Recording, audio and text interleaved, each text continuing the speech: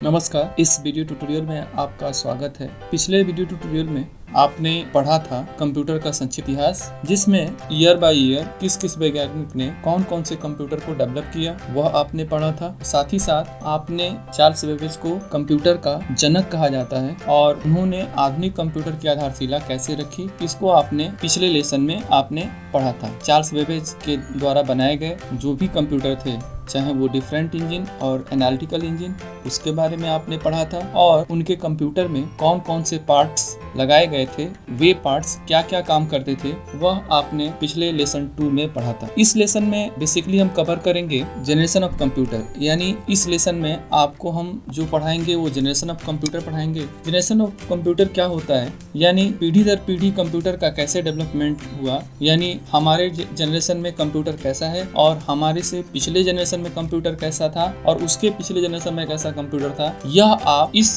Generation of computer में आप पढ़ेंगे। इस वीडियो ट्यूटोरियल को देखेंगे तो आपको पता चल जाएगा कि कौन सा कब किस ड्यूरेशन में डेवलप हुआ था, यानी कौन सा डिवाइस कौन सा कंपोनेंट किस जनरेशन के अंदर बना था और उससे कंप्यूटर को क्या फायदा हुआ, या पिछले जनरेशन में क्या क्या डेवलपमेंट हुआ और हमारे जनरेशन में क्या क्या डेवलपमेंट हुआ है, इसके पीछे वाले जनरेशन में क्या क्या डेवलपमेंट हुआ है, यह सब आप जनरेशन ऑफ कंप्यूटर में जानेंगे। जनरेशन ऑफ कंप्यूटर को हमने 5 जनरेशन में बांटा है, यानी फर्स्ट जनरेशन का एक, second generation, third generation, fourth generation और फिफ्थ जनरेशन। फर्स्ट जनरेशन का एक ड्यूरेशन लिया गया है, उसके बाद सेकंड जनरेशन का एक ड्यूरेशन यानी समय लिया गया है, यानी इस समय से इस समय तक। ऐसे ही थर्ड जनरेशन का और फोर्थ जनरेशन का और फिफ्थ जनरेशन का।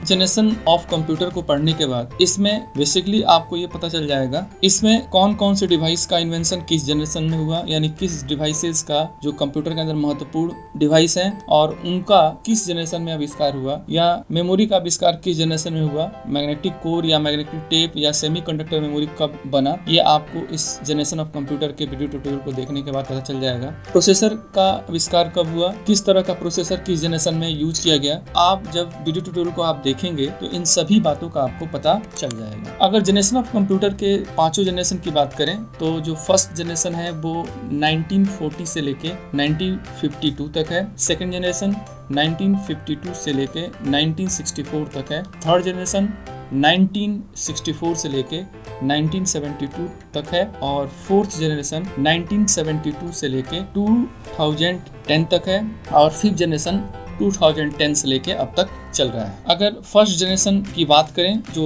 1942 से लेके 1954 तक था, तो इस जनरेशन में कंप्यूटर का जो डेवलपमेंट है वह यूनिवर्सिटी ऑफ पेंसिल्वेनिया जो यूएसए में है, वहाँ पर वर्ल्ड वार सेकेंड के दौरान एक कंप्यूटर डेवलपमेंट किया जाता है जिसका नाम इनियाक है। इस जनरेशन में इनियाक, इडवैक और इडसैक जैसे कंप्यूटर का डेवलपमेंट हुआ। इनियाक का डिजाइन 1945 में यूनिवर्सिटी ऑफ पेंसिल्वेनिया जो यूएसए में है, जो वर्ल्ड वार सेकेंड के दौरान इस कंप्यूटर का प्रयोग यूएसए आर्मी के लिए हुआ, जो एक सेकेंड में 19,000 एडिशन कर सकता था, मतलब 19,000 एडिशन ये एक सेकेंड के अंदर कर सकता था। इसके अलावा यह मल्टीप्लिकेशन और डिवाइडेशन भी कर सकता था। इसको रखने के लिए बड़े से रूम की आवश्यकता होती थी, यानी अगर इसको कहीं पर भी फिट करना होता था तो वहां पर एक बड़े से रूम की आवश्यकता होती थी। यह कम से कम 100 मीटर लंबा था और इसका अगर वजन की बात करें, इसका वजन लगभग 30 टन था। इसका जो प्रमुख कंपोनेंट है वह वैक्यूम ट्यूब था।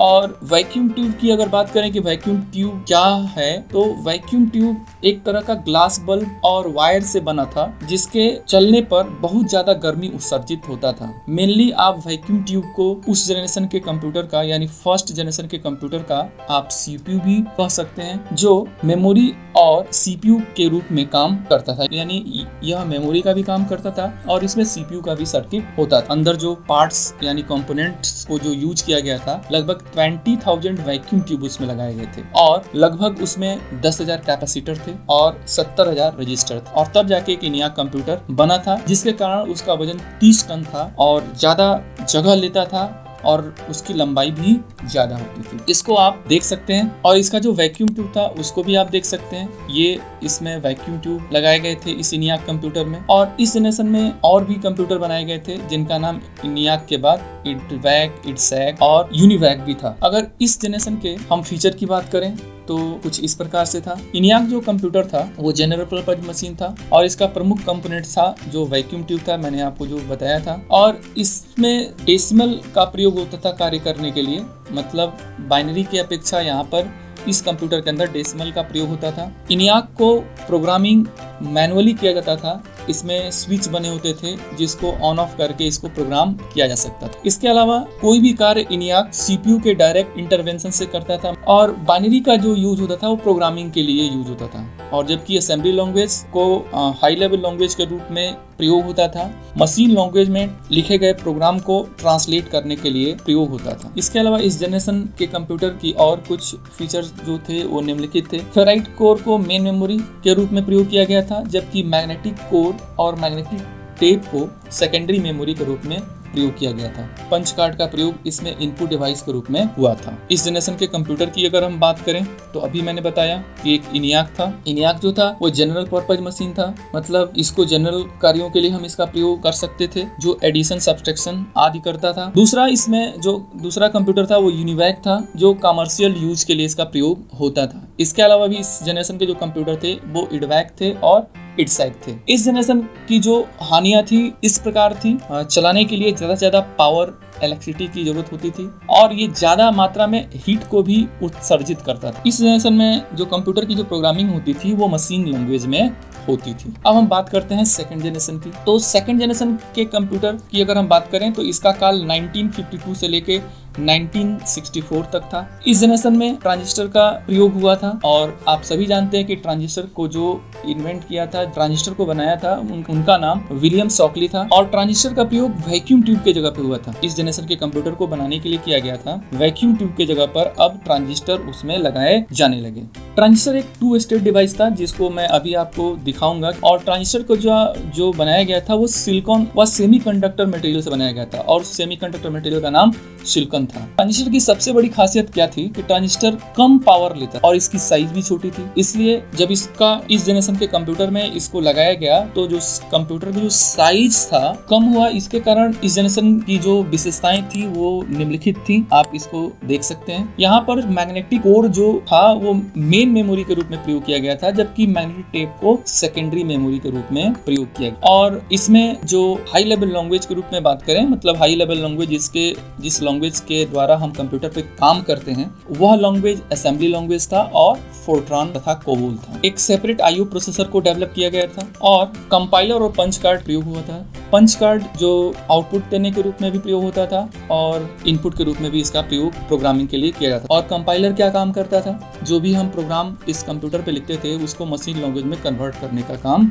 करता था। और इस जनरेशन का जो कंप्यूटर था वो पेरोल, इन्वेंट्री और साइंटिफिक रिसर्च के लिए इसका प्रयोग किया गया। इस जनरेशन में जो कंप्यूटर का जो CPU था वह 100 गुने स्पीड पे काम करना शुरू कर दिया। मतलब पिछले जनरेशन की अपेक्षा अगर बात करें, इस जनरेशन के जो कंप्यूटर की स्पीड थी वो 100 गुना बढ़ गई थी। और इस जनरेशन के जो कंप्यूटर थे वह ये आप देख सकते हैं, वो IBM 7030 था और डिजिटल डेटा कॉर्पोरेशन का जो PDP कंप्यूटर था वो इसमें बनाया गया था सेकेंड जनरेशन के दौरान। हम सेकेंड जनरेशन में लगने वाले प्रमुख कंपोनेंट की अगर हम बात करें तो ये आप ट्रांजिस्टर को देख सकते हैं। ट्रांजिस्टर जिसके अंदर 3 लेग थे, मतलब 3 पिन थे, जो जिसके द्वारा उसको सर्किट में जोड़ा जा सकता है। ट्रांजिस्टर का प्रयोग किसी भी सिग्नल को एम्पलीफाई करता है, मतलब बूस्ट करता है। मतलब सिग्नल उसको जब दिया जाता है तो उसको काफ़ी बूस्ट करके, उसको बढ़ा के, उसको आगे की तरफ उसको प्रस्तुत करता है, उसको भेजता है। इसी तरह से जो इसमें कैपेसिटर भी लगे थे। कैपेसिटर का एक गुण है, आप देख सकते हैं कैपेसिटर को। कैपेसिटर का एक गुण है कि ये DC को स्टोर करता है और AC को पास करता है। और इसमें रजिस्टर लगाया गया था जो जिस मतलब सर्किट में इसका यूज किया जाता है उस करंट को अपोज करता है, मतलब उसको अवरोध करता है। इस जनरेशन की विशेषताएं, मतलब उनका जो कार्य क्षेत्र था वह बढ़ा। दूसरा इसमें सबसे बड़ा विशेषता यह था, इसमें सबसे बड़ी जो मुख्य बात थी, इसमें ट्रांजिस्टर का प्रयोग होने लगा। वैक्यूम ट्यूब जो ज्यादा पावर लेता था उसके जगह पे ट्रांजिस्टर का प्रयोग हुआ। उसकी साइज काफी छोटी हो गई, काफी मतलब 100 गुना उसकी स्पीड भी बढ़ी, पावर कंजप्शन भी कम हुआ, लेकिन तब भी इसमें एयर कंडीशनर रूम की आवश्यकता पड़ती थी। अगर बात करें थर्ड जनरेशन की, तो जो थर्ड जनरेशन की जो शुरुआत है वह 1964 से लेके 1972 तक था। अगर हम बात करें कि सेकंड जनरेशन में ट्रांजिस्टर का इस्तेमाल किया गया था, जिसमें 10,000 के लगभग ट्रांजिस्टर का प्रयोग किया गया था। जब थर्ड जनरेशन का दौर आया तो माइक्रो इलेक्ट्रॉनिक्स का जमाना आया, मतलब माइक्रो इलेक्ट्रॉनिक्स टेक्नोलॉजी का प्रयोग किया जाने लगा, जिसके चलते जो इलेक्ट्रॉनिक पार्ट्स थे उनका आकार काफी छोटा होता गया। आईसी यानी इंटीग्रेटेड सर्किट का आविष्कार हुआ। आईसी का आविष्कार जॉन केल्वे ने किया था। और आईसी बना कैसे था? तो ट्रांजिस्टर, कैपेसिटर और रजिस्टर जैसे जो कंपोनेंट थे उनको एक सिलिकॉन के टीनी मटेरियल पर, मतलब पतले धातु पर गढ़ा गया, फैब्रिकेट किया गया। जो सिलिकॉन सेमीकंडक्टर मटेरियल है, यह बड़े कंप्यूटर के सर्किट से निजात दिलाया। आईसी को सेमीकंडक्टर मटेरियल सिलिकॉन पर इस तरह से डिजाइन किया गया जिसको बाहर से रिजिड मटेरियल से पैक कर दिया गया तथा सर्किट से जोड़ने के लिए पिन अर्थात लेग का प्रयोग किया गया। मतलब अगर हम आईसी के बनावट की बात करें तो आईसी का जो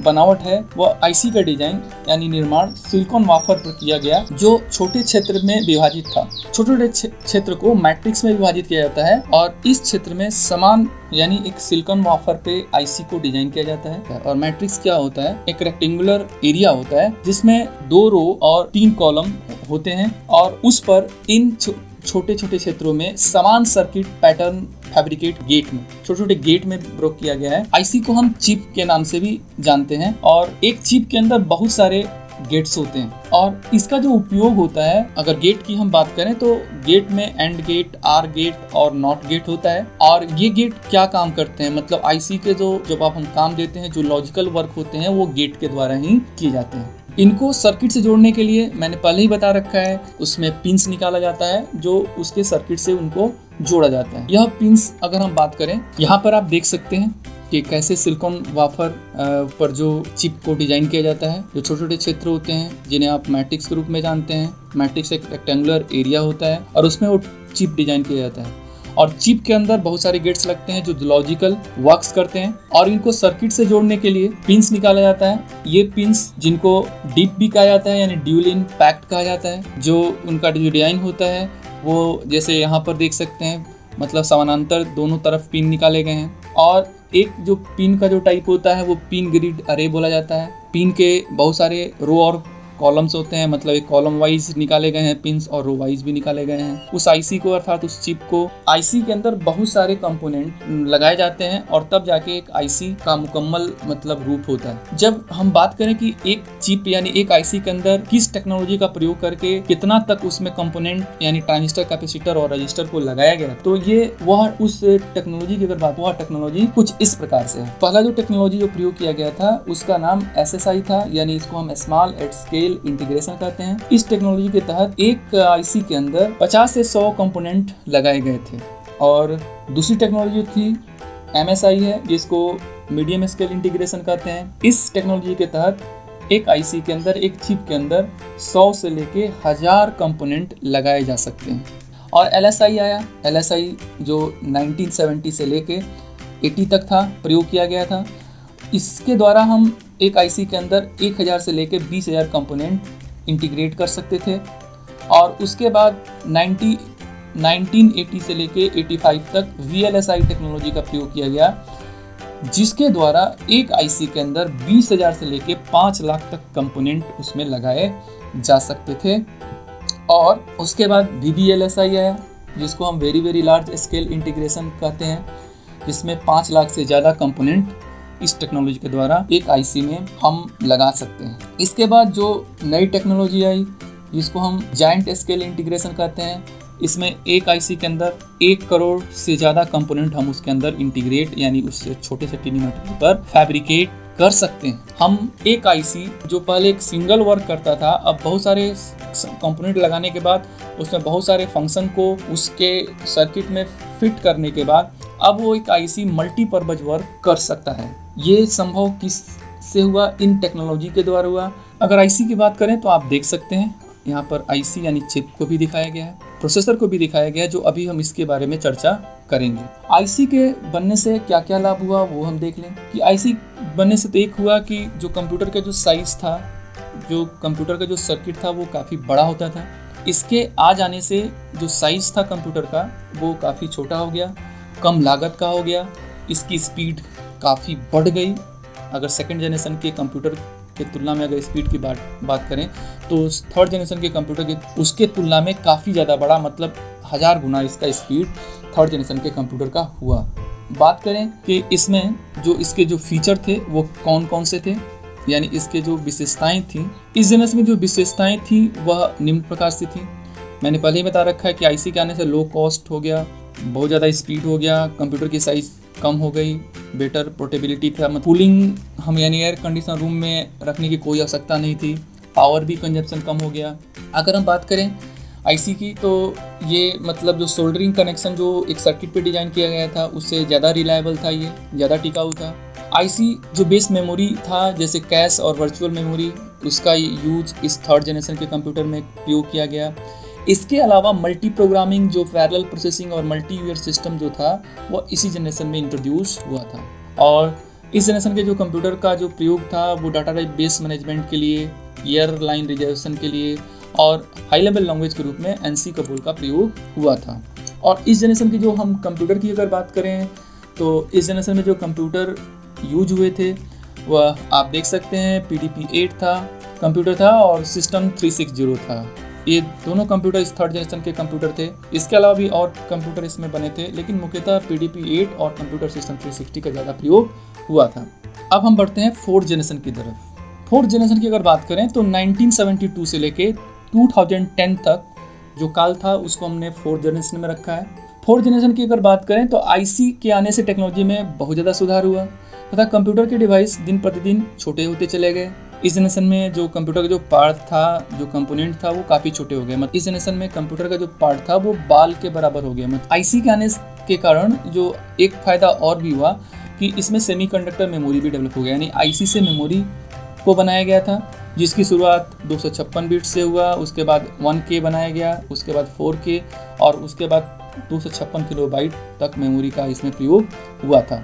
और ये जो पिछले जनरेशन में जो मैग्नेटिक कोर मेमोरी का जो प्रयोग होता था उसके जगह पे आईसी बेस्ड मेमोरी का प्रयोग किया गया। इस जनरेशन में आईसी को एक सिंगल चिप में डेवलप किया गया। मतलब 1000 आईसी, मतलब हम ये भी कह सकते हैं इसी जनरेशन में 1000 से ज़्यादा आईसी को एक सिंगल चिप में डेवलप किया गया जो पूरे कंप्यूटर को कंट्रोल करता है। मतलब जो अलग अलग सर्किट के लिए, अलग अलग वर्क के लिए अलग अलग आईसी का प्रयोग सर्किट में किया जाता था, उन सभी को एक सिंगल चिप में इंटीग्रेट कर दिया गया। मतलब इसी को हम सेंट्रल प्रोसेसिंग यूनिट अर्थात माइक्रो प्रोसेसर के नाम से जानते हैं। यानी जो माइक्रो प्रोसेसर अर्थात सीपीयू का जो मेनली जो कॉन्सेप्ट है इसी जनरेशन के अंदर बनाया गया, जिसको सेंट्रल प्रोसेसिंग यूनिट अर्थात माइक्रो प्रोसेसर के नाम से भी जानते हैं। पहला माइक्रो प्रोसेसर अगर हम बात करें तो 4004 के नाम से बनाया गया था और ये 1971 में यानी 1971 में इंटेल कंपनी के द्वारा डेवलप किया गया था। इसके अलावा 1981 में IBM कंपनी ने फर्स्ट कंप्यूटर होम यूजर के लिए डेवलप किया था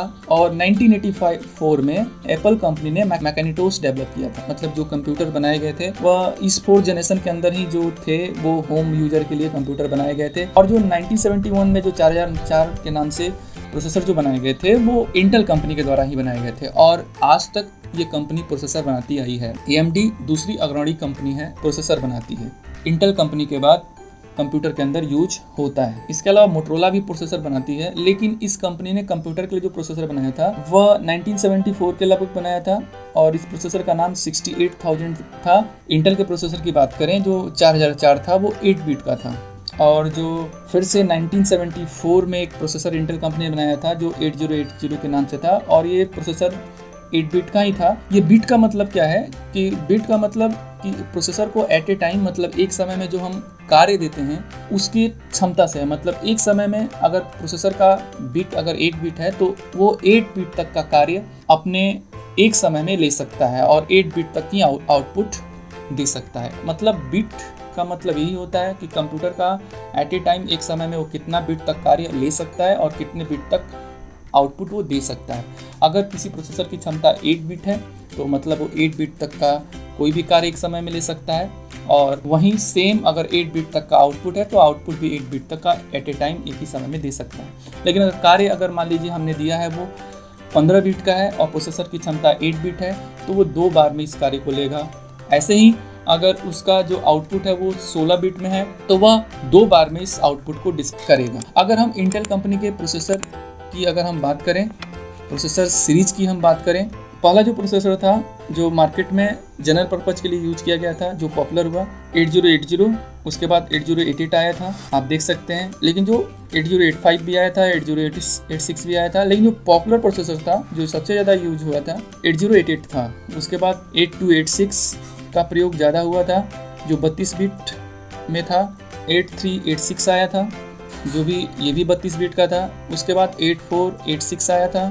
उसके बाद पेंटियम सीरीज के प्रोसेसर को लॉन्च किया गया था, जैसे पेंटियम 1, पेंटियम 2, पेंटियम 3, पेंटियम 4। यहाँ पर 8486 के बाद पेंटियम लॉन्च करने का एक कारण ये भी था कि 8586 के नाम से प्रोसेसर अगर लॉन्च करती तो उसके नाम से पहले से ही कोई प्रोडक्ट मार्केट में था जो किसी दूसरे कंपनी का कॉपीराइट था, इसलिए इंटेल कंपनी ने इसका नाम बदल के जो अगला प्रोसेसर था उसका नाम बदल के पेंटियम कर दिया, और तभी से पेंटियम सीरीज के प्रोसेसर को इंटेल कंपनी ने लॉन्च किया। और आजकल जो प्रोसेसर चल रहे हैं, जैसे डुअल कोर का प्रोसेसर है जो 64 बिट में आता है।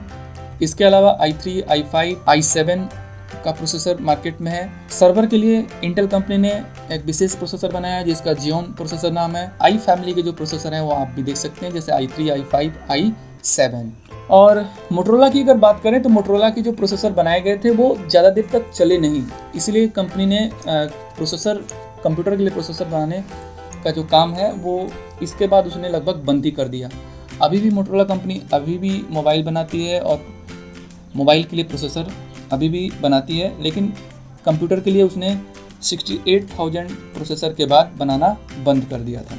इस जनरेशन के कुछ फीचर्स की बात करें तो पहला फीचर तो यही था कि पहला इस जनरेशन का जो माइलस्टोन था वो ये था कि CPU, कंप्लीट CPU का मतलब इन्वेंशन था, जो आविष्कार था वो इसी जनरेशन में इंटेल कंपनी ने किया था। जो बहुत सारे लंबे जो सर्किट होते थे, जो बड़े सर्किट होते थे, वो सिंगल CPU के अंदर आ गए, मतलब एक सिंगल CPU सारे कार्यों को कंट्रोल कर सकता है। इसी जनरेशन में VLSI टेक्नोलॉजी का प्रयोग हुआ था, और जिसके द्वारा एक CPU का आविष्कार हुआ, मतलब सारे 1000 से ज़्यादा IC को एक सिंगल चिप में कन्वर्ट किया गया था, जो संभव किसके द्वारा हुआ, VLSI टेक्निक के द्वारा हुआ। लैन और वैन का जो प्रयोग है वो इसी जनरेशन में किया गया था। और जो आप C लैंग्वेज जिसको आप प्रोग्रामिंग की भाषा जानते हैं, चाहे यूनिक्स ऑपरेटिंग सिस्टम है, वो इसी जनरेशन के अंदर इसका इन्वेंशन इसको डेवलप किया गया था। और जो GUI सिस्टम है यानी ग्राफिकल यूजर इंटरफेस है, वो इसी जनरेशन में डेवलप किया गया था। अगर 5th जनरेशन की हम बात करें, यानी 5वीं जनरेशन की अगर हम बात करें, जो 5th जनरेशन है वो 2010 से अब तक है, यानी जिस काल में हम जी रहे हैं वो 5th जनरेशन कहा जा सकता है। और इसके आगे हो सकता है कि 6th जनरेशन भी है। कंप्यूटर भी एक बुद्धिमान अपने बुद्धि का इस्तेमाल करके कोई भी कार्य करता है, तो आजकल के जो भी कंप्यूटर हैं वो आर्टिफिशियल इंटेलिजेंसी उनके अंदर मौजूद है। एक सिंगल चिप के अंदर जो ट्रांजिस्टर, कैपेसिटर और रजिस्टर को फैब्रिकेट था, उस टेक्नोलॉजी का नाम ULSI है, यानी अल्ट्रा लार्ज स्केल इंटीग्रेशन। इस टेक्नोलॉजी के द्वारा इंटेल पेंटियम 4 जो माइक्रो प्रोसेसर था, जिसमें 55 मिलियन ट्रांजिस्टर इस सिंगल चिप यानी इस प्रोसेसर को बनाने में किया गया था। और अगर बात करें जावा की बात करें, ये ऑब्जेक्ट ओरिएंटेड प्रोग्रामिंग है, और इस प्रोग्रामिंग को डेवलप इसी जनरेशन के अंदर किया गया था। और जावा का आजकल बहुत ज़्यादा प्रयोग होता है, चाहे वो होम अप्लायंस में ले लीजिए, चाहे जो भी डिवाइसेस बनाए जाते हैं, जिस सॉफ्टवेयर पे वो काम करते हैं, उन सॉफ्टवेयर का डेवलपमेंट जावा प्रोग्राम के द्वारा किया जाता है। इस जनरेशन में जो ऑपरेटिंग सिस्टम थे, जैसे 95, 98, XP, विस्टा 7, 8 और विंडोज़ 10 जो ऑपरेटिंग सिस्टम है वो इसी जनरेशन के अंदर डेवलप किए गए हैं, जिसको माइक्रोसॉफ्ट कंपनी के द्वारा डेवलप किया गया है। क्वांटम मैकेनिज्म की अगर बात करें या नैनो टेक्नोलॉजी की बात करें, ये जो एक कंप्यूटर में एक माइलस्टोन साबित हो रहे हैं। मतलब इस टेक्नोलॉजी का प्रयोग होने के बाद कंप्यूटर में और ज़्यादा मतलब चेंजिंग आएगी। वो टेक्नोलॉजी का जो डेवलपमेंट था, चाहे वो क्वांटम का या नैनो टेक्नोलॉजी का, वो इसी जनरेशन के दौरान हुआ है। इस जनरेशन के जो कंप्यूटर हैं, जैसे नोटबुक, लैपटॉप, डेस्कटॉप या टैबलेट, ये इसी जनरेशन के कंप्यूटर हैं।